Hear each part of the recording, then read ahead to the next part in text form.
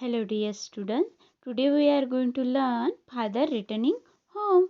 It is a poem and this poem written by Dilip Chitre. First of all, I would like to tell you some information about poet. After that I will teach next our poem. Okay, let's start. Dilip Chitre is born in 1938 and death in 2009. त्यांचा जन्म हा 1938ला झालेला आणि मृत्यू 2009ला. Okay, he was a celebrated bilingual poet and translator with a remarkable work in Marathi and English. Okay, इथे बघा, त्यांना he was celebrate bilingual means आपण म्हणूया दोन्ही विषयांचा अभ्यास करणारा. ओके, दोन्ही विषयांचा अभ्यास करणारे होते दिलीप चित्रे. ते कुठले कुठले? Marathi and English. ते मराठी आणि इंग्लिश ह्या दोन्ही विषयाचं चांगलं ट्रान्सलेशन करत होते. जसं मराठीच्या कुठल्या कविता असायच्या त्या इंग्लिशमध्ये ट्रान्सलेट करायचे. कोण? दिलीप चित्रे.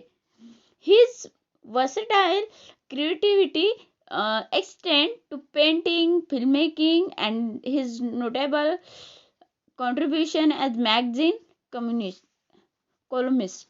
बघा इथे ते एक पेंटर सुद्धा होते, फिल्म मेकर सुद्धा होते आणि आपण म्हणूया एक मल्टी टॅलेंटेड पर्सन होते. ओके, आणि त्यांनी मॅगझिन सुद्धा लिहिलेल्या होत्या. He received the prestigious Sahitya Academy Award both for the poetry as well as for his well-known translation work Says Tuka, popular अभंगाच spiritual poem by the संत तुकाराम. बघा इथे prestigious means प्रतिष्ठा वाढवणारा, म्हणजे आपलं जे प्रतिष्ठा वाढवतं, पोझिशन वाढवतो तसं.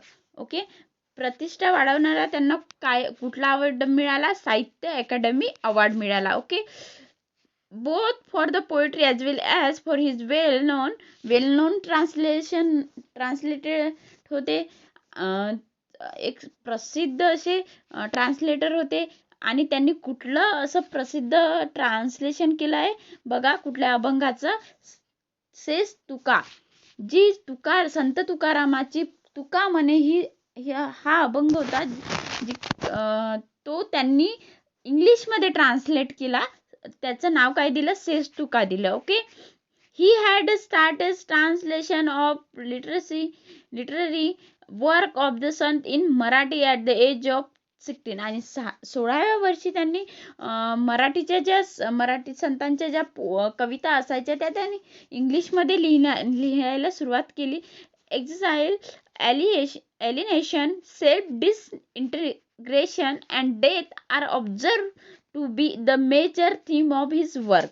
बघा इथे दिलीप चित्रेचे जे त्यांचे मेजर थीम्स काय असायचे, त्यांचे पोएमचे जे ऑब्झर्वेशन कशाचं असायचं? डेथवर असायचं आणि डिसइंटिग्रेशन मीन विभाजन. ओके, म्हणजे एलिनेशन्स मीन्स एक प्रकारचे एकटेपणा म्हणूया आपण, किंवा अलोननेस, अशा याच्यावर डिपेंड त्यांच्या पोएमच्या थीम असायच्या. ओके, इथपर्यंत कळलंय. आता आपण अबाउट पोएट बद्दल बघितलं, आता आपण अबाउट पोएम्स बद्दल बघूया. ॲक्च्युअली या पोएममध्ये काय सांगितलं? ओके, थीम काय आहे पोएमची? आणि मी मोस्ट इम्पॉर्टंट यामध्ये सांगते की जर तुम्ही ॲलिटेरेशन लिहिता त्याच्यामध्ये तुम्हाला अबाउट पोएम अँड अबाउट पोएटबद्दल लिहायचं असतं. पोएटबद्दल लिहायचं असते तेव्हा जे मी आता दिलीप चित्रेविषयी माहिती सांगितली ते मराठी टू इंग्लिश ट्रान्सलेटर होते आणि त्यांनी सेस तुका ही पोएम ट्रान्सलेट केली. संत तुकारामाची जी तुका म्हणे ही पोएम सेस तुका या नावानेच ट्रान्सलेट केली इंग्लिशमध्ये. हा जो इम्पॉर्टंट ज्या पॉईंट्स आहेत, साहित्य अकॅडमी अवॉर्ड्स मिळाला त्यांना, हे अबाउट पोएटबद्दल लिहायचं आहे तुम्हाला, तरच तुम्हाला मार्क कवर होईल. ओके, आता अबाउट पोएमबद्दल बघू. ओके, पोएमची थीम, ॲक्च्युअल थीम आपल्याला जर बघायची आहे तर यामध्ये लक्षात येते. Okay, let's start. This poem is a taken from a travelling in a cage. आणि ही पोएम कुठनं घेतलेली आहे? ट्रॅव्हलिंग इन अ केस. बघा, ॲलिट्रेशन लिहिताना पोएमबद्दल लिहिता, तुम्ही पोएमचं नाव लिहिता आणि हे सुद्धा लिहायचं. This poem is a taken from travelling in a cage. आणि ही पोएम कुठून घेतलेली आहे? Travelling in a cage. Cage means तुरुंग होतं. ओके, जे केज म्हणजे काय होतं? तुरुंग. ही poem travelling in a cage मधनं घेतलेली आहे. हा पॉइंट लिहिणं खूपच महत्वाचं आहे, लक्षात ठेवा. Okay, it draws a portion of suburban commuter. It despite his dull and monotonous, exhausting and equally pitiable daily routine. आणि इथे ह्या पोएम्समध्ये ॲक्च्युअल काय सांगितलं आहे? एक सबन म्हणजे उपनगर मध्ये जे कम्युटर असतात, कम्युटर म्हणजे जे नेहमी अपडाऊन करतात जॉबसाठी वगैरे. सपोज त्यांच्या गावामध्ये त्यांची जॉब नसेल, दुसऱ्या गावात असेल, ते डेली अपडाऊन करत असत, ये जा करत असेल एखाद्या ट्रॅव्हलिंगमध्ये, तर त्याला कम्युटर म्हटले जाते. Okay, it despite his dull and monotonous and exerting and equally pitiable daily routine. आणि बघा, तिथे त्यांचं डल म्हणजे एकदम डल झालेले आहे,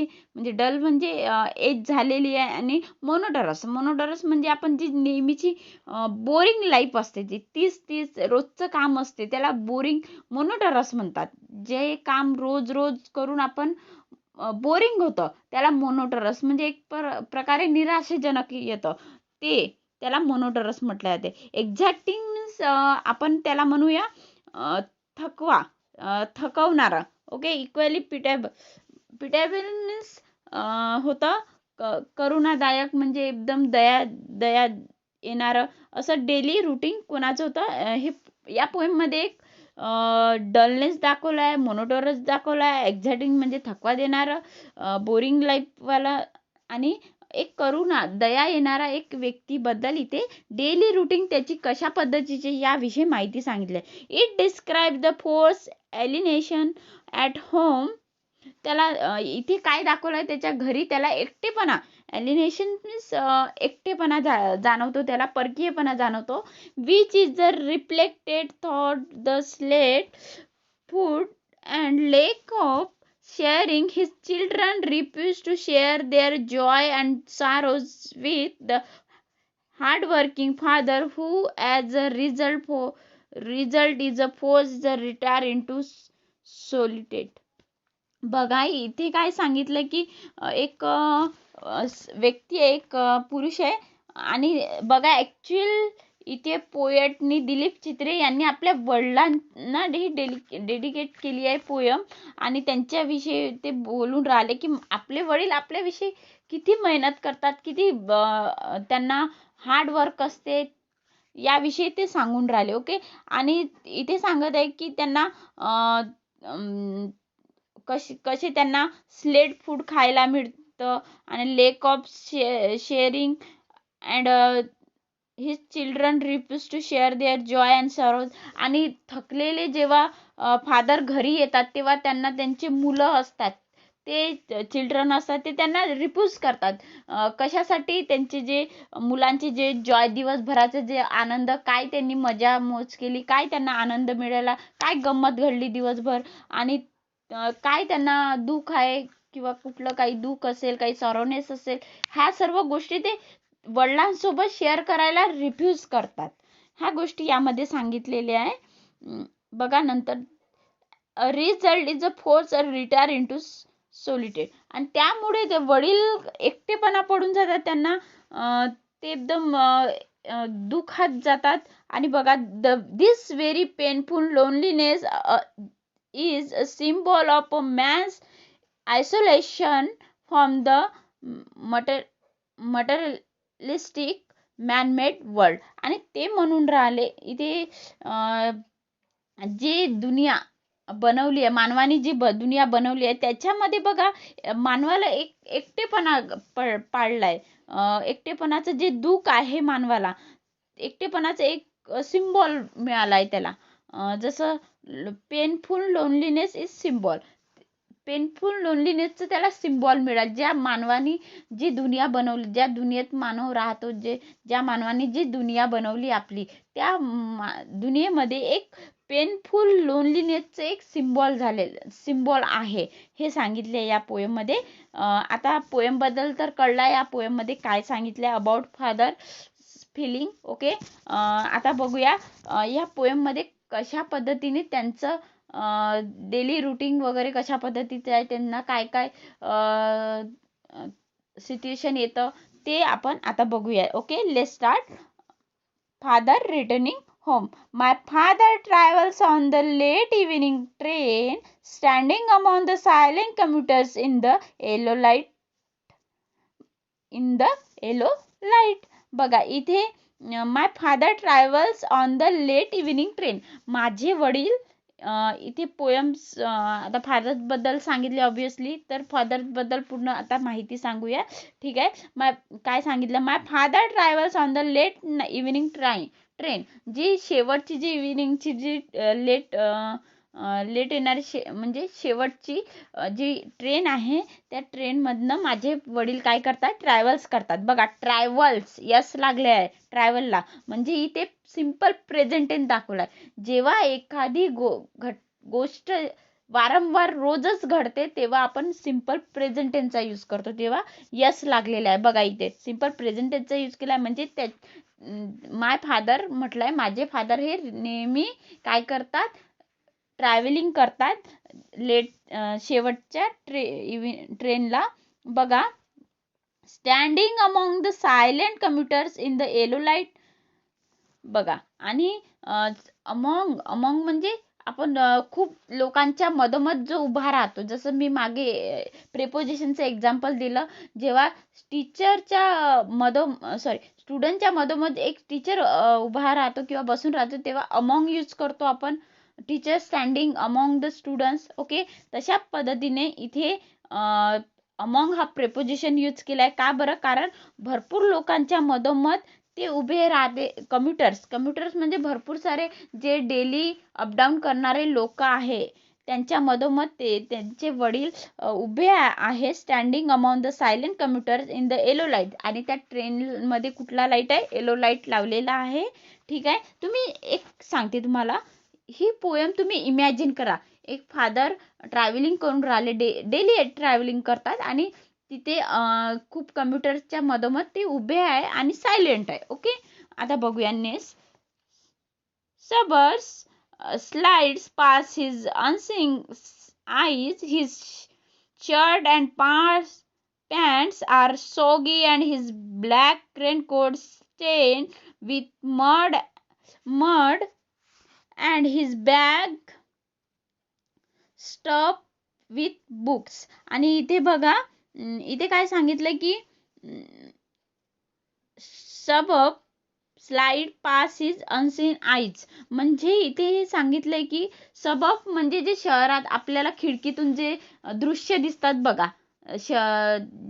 खेड्यांचे शहरांचे जे दृश्य दिसते, कुठले झाडांचे वगैरे जे दृश्य दिसतात, ते सबब slide past his unseen eyes. म्हणजे ते त्यांच्या वडिलांचे जे नेहमी जे रोजच दिसत असेल त्यांना, जे अनसीन जे स्लाइड्स असेल, जे रोजचे जे चित्र असेल, आपण म्हणजे चित्र म्हणूया, किंवा जसं खिडकीतून आपल्याला दिसते बघा गाडीत बसल्यानंतर, तशा पण जे चित्र, जर सपोज तुम्ही त्याच रूटनी डेली जर अपडाऊन करत असाल, तर तुम्हाला तेच एकच एक चित्र दिसतात, म्हणून ते त्यांचे वडिलांचे ते दिसतात, म्हणून ते काही बघत नाही.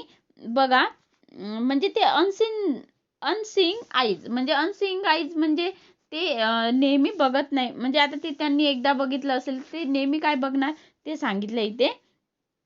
His shirt and pants are soggy and his black raincoat stained with mud and his bag stuffed with book is falling apart. बघा इथे काय म्हटलंय की त्यांचे जे शर्ट आहे, त्यांचे जे फादर होते जे ट्रॅव्हलिंग करत होते ते शर्ट, त्यांचं शर्ट आणि पॅन्ट आर सोगी होते. सोगी मीन्स खाली बघा मान्सून तुम्हाला वर्ड दिसेल, मान्सून वर्ड आहे, ठीक आहे. तिथे म्हणजे ते पावसाळा चालू असेल म्हणून त्यांचं शर्ट आणि पॅन्ट काय झाले होते, सोगे झाले होते. सोगी मीन्स लिहून ठेवा, ओलसर, ओके, ओले झाले होते. सोगी मीन्स काय होतं, ओले. अँड हिज ब्लॅक रेनकोट स्टेन विथ मड, आणि जे ज्यांचं आता ऑब्विसली रेनी सीझन असल्यामुळे ते काय काय घातले होते, रेनकोट घातलेले होते. आणि रेनकोट घातले होते, ते रेनकोट कशाने भरलेलं होतं, विथ मड, मडनी भरले. मड मीन्स चिखलनी भरलेलं होतं काय, त्यांचं black raincoat. Okay. His bag stuff with a book is falling apart, आणि त्यांची जी बॅग होती ती खूप पुस्तक आणि खूप बुक्सनी भरली होती, एवढी भरली होती की असं वाटत होतं की आता फाटून खाली पडेल. ओके. खूप हेवी होती. आता बघा ते अलोन होते, एकटे राहते म्हणून ते कदाचित भरपूर सारे बुक्स स्वतःसोबत ठेवायचे असेल वाचण्यासाठी वगैरे. ओके.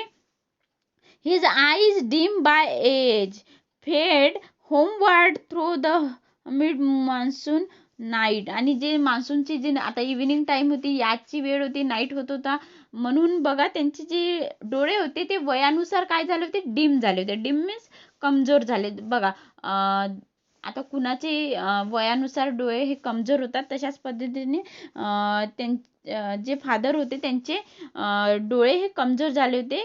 आणि ते मान्सूनची नाईट होती त्याच्यामुळे त्यांना अंधकार दिसत होतं. जे रात्रीचं बघा ज्यांना कमी दिसतं त्यांना रात्रीचं थोडं अंधकारच वाटतं, ते धुंदल्यापणा वाटतं, तशा पद्धतीने त्यांना वाटत होतं. Now I can see him getting off the train like a word dropped from a long sentence. आणि इथे बघा खूप छान एक्झाम्पल दिले इथे.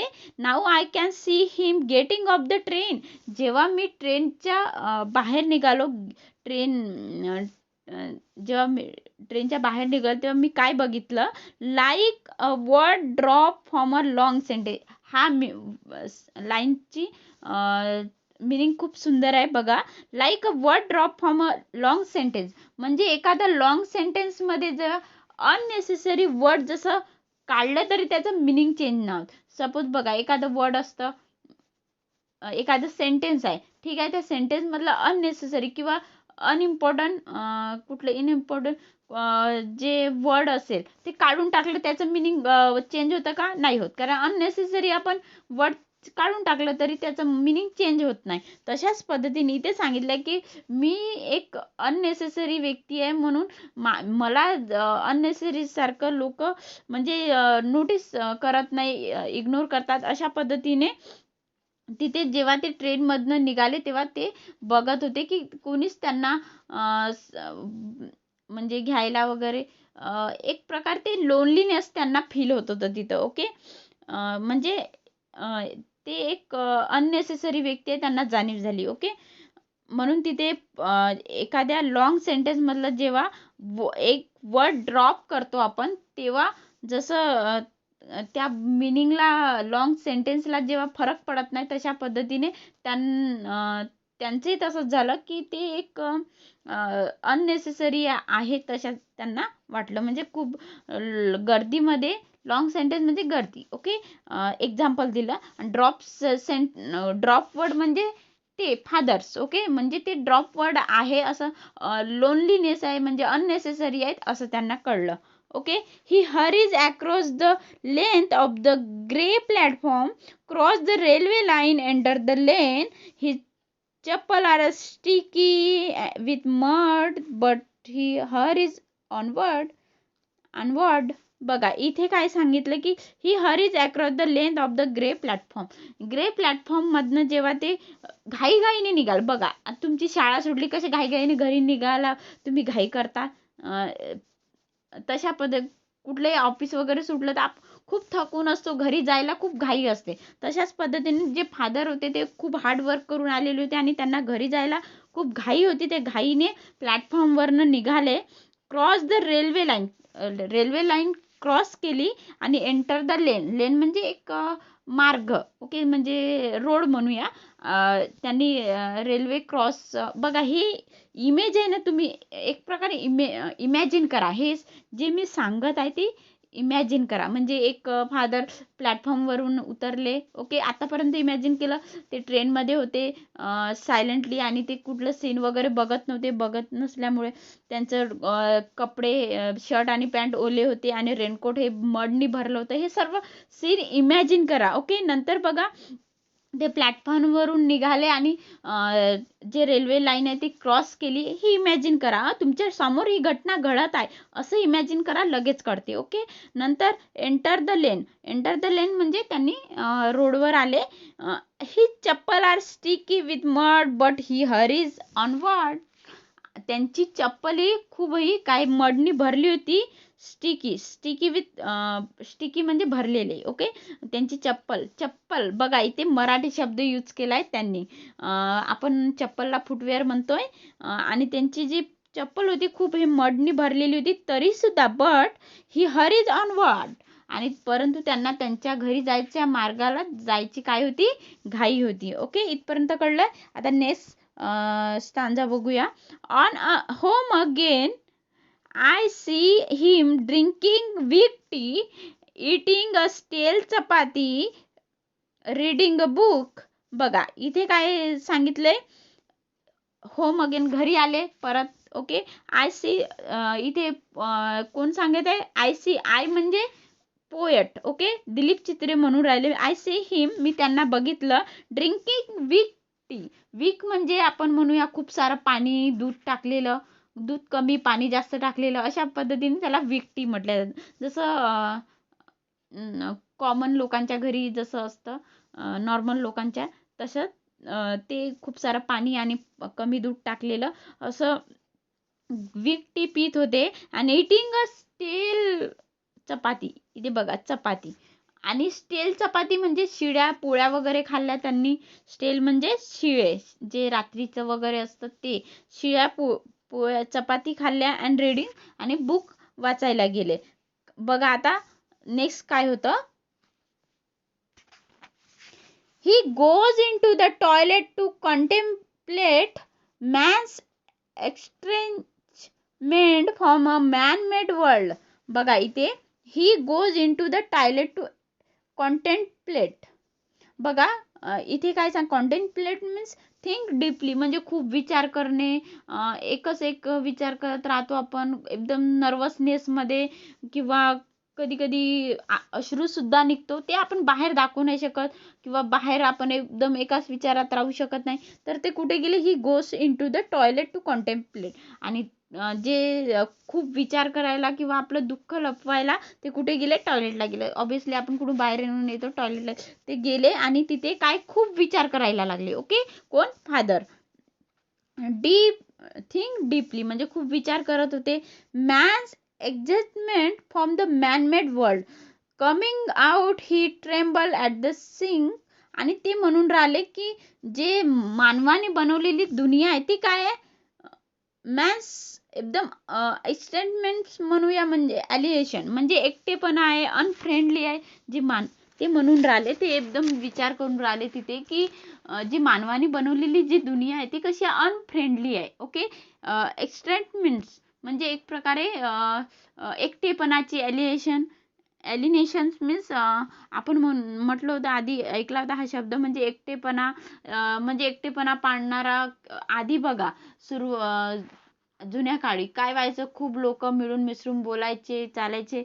आता कसं व्हॉट्सअप फेसबुकवर बोलतात, आणि समोरासमोर आले तर काही तेवढं बोलायला त्यांना राहत नाही, आणि काहीच बोलत नाही. आपापल्या कामात आपापले मोबाईल घेऊन बसतात.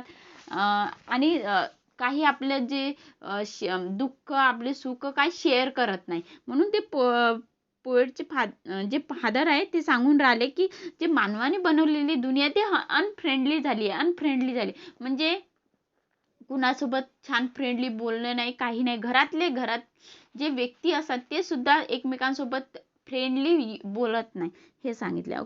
Coming out he tremble at the sink म्हणजे आपण बेसिंग म्हणून जेव्हा हात वगैरे धुतो टॉयलेटवरनं आल्यावर नंतर, ते बेसिंगवर तिथे उभे राहतात, बेसिंगच्या समोर. आणि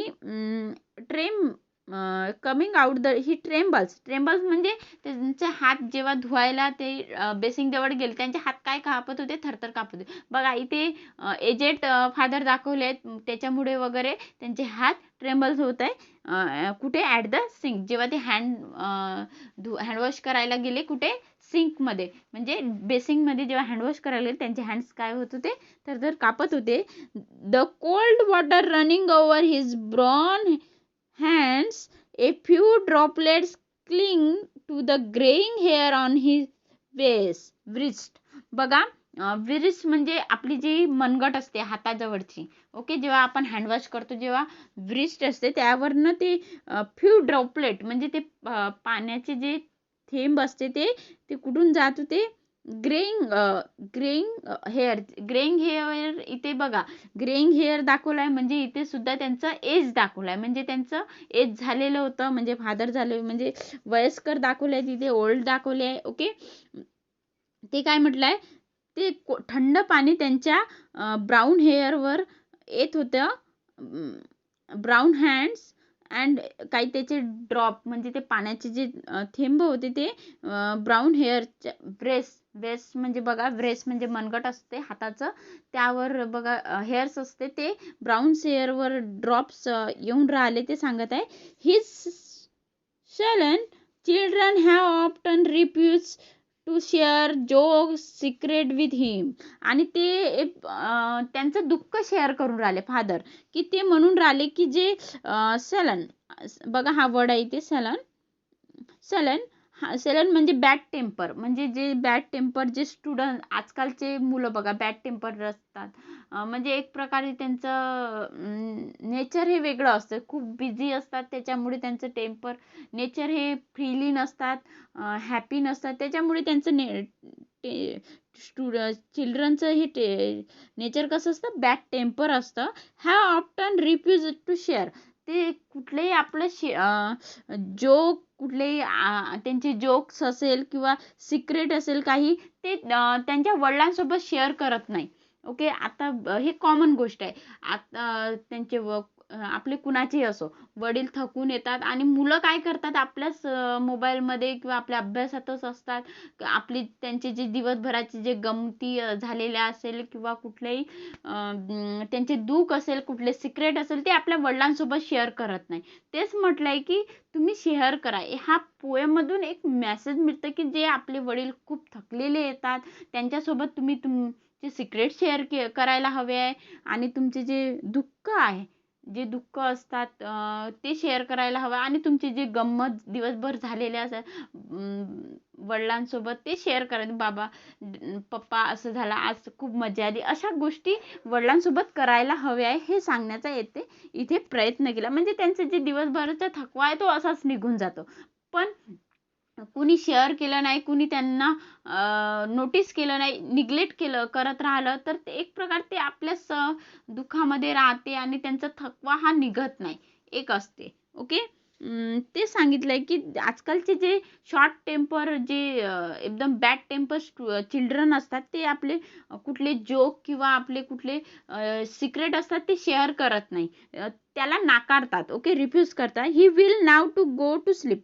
त्याच्यामुळे काय होतं, कुणी तुमच्यासोबत बोलणार नाही. ओके, खूप थकलेले एक वडील आले त्याच्यासोबत कुणी बोलणार नाही, कुणी शेअर करणार नाही चांगल्या गोष्टी, आपल्या गंमत शेअर नाही केलं, सिक्रेट शेअर नाही केलं, ते वडील काय करणार, दुसरं काय उपाय असते.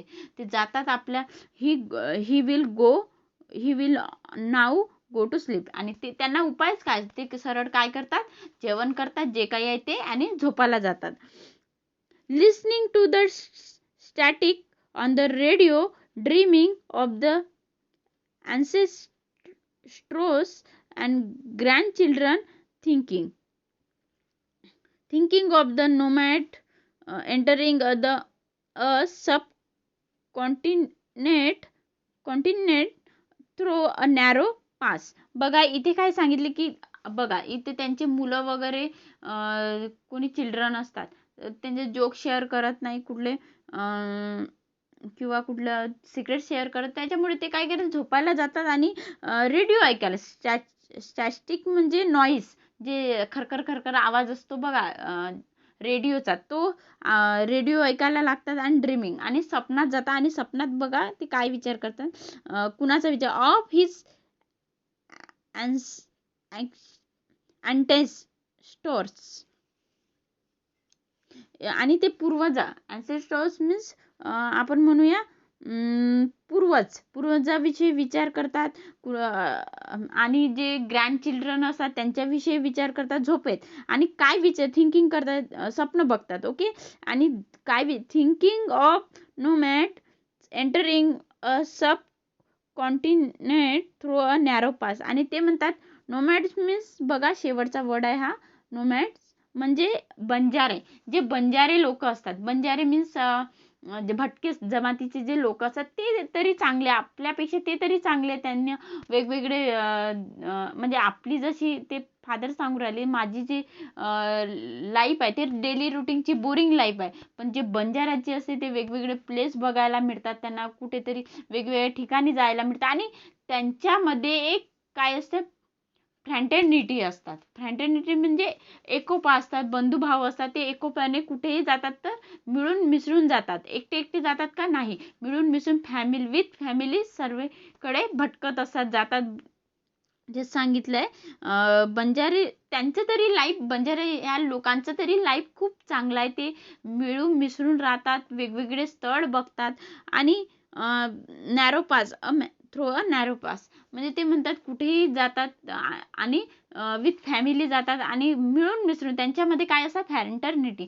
इथे फादरचा म्हणण्याचा अर्थ असा आहे की माझ्या लाईफपेक्षा त्यांची लाईफ चांगली आहे, माझी लाईफ बोरिंग आहे, रोजचं तेच रुटीन हार्डवर्किंग. ठीक आहे, हार्डवर्किंग तर आपल्याला करावंच लागतं, पण घरी आल्यानंतर कुणी मिळून मिसळून बोलत नाही, काही नाही, एकटं एक खाणे झोपणे एवढंच असतं. कुणी माझ्यासोबत जोक शेअर करत नाही, सिक्रेट शेअर करत नाही.